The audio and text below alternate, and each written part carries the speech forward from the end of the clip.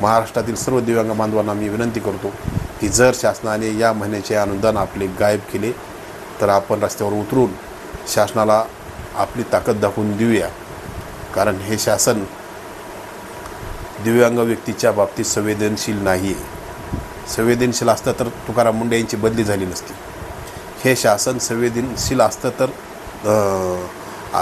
या महिन्याचं अनुदान तात्काळ वाटप झालं असतं. परंतु शासन हे दिव्यांग व्यक्तीच्या बाबतीत संवेदनशील नाही आहे. कारण हे शासन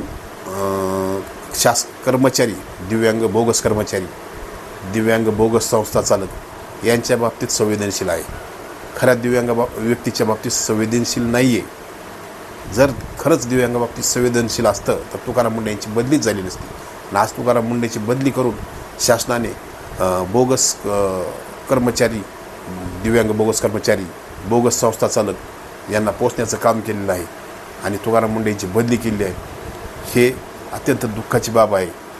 गेल्या 8 महिने तुकाराम मुंडे हे या पदावर दिव्यांग विभागात काम करत असताना दिव्यांग व्यक्तीचे मानधन 8 महिने न चुकता ज्या तारखेला 15 तारखेलाच येत होते.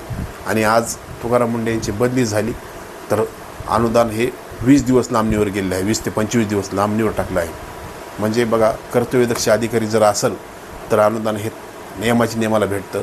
आणि अधिकारी जर बदलला, अधिकारीची बदली झाली, त्या ठिकाणी दुसरा अधिकारी आला आणि कर्तव्यदक्ष अधिकारी नसला तर ते अनुदान महिन्याला येत नाही आहे.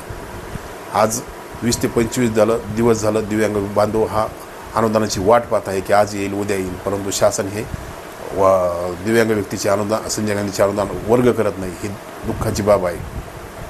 तरी शासनाने तात्काळ दिव्यांग व्यक्तीचे अनुदान दिव्यांग व्यक्तीच्या खात्यावर वर्ग करावे, नसता महाराष्ट्रातील सर्व दिव्यांग बांधव हा रस्त्यावर उतरेल याची नोंद घ्यावी.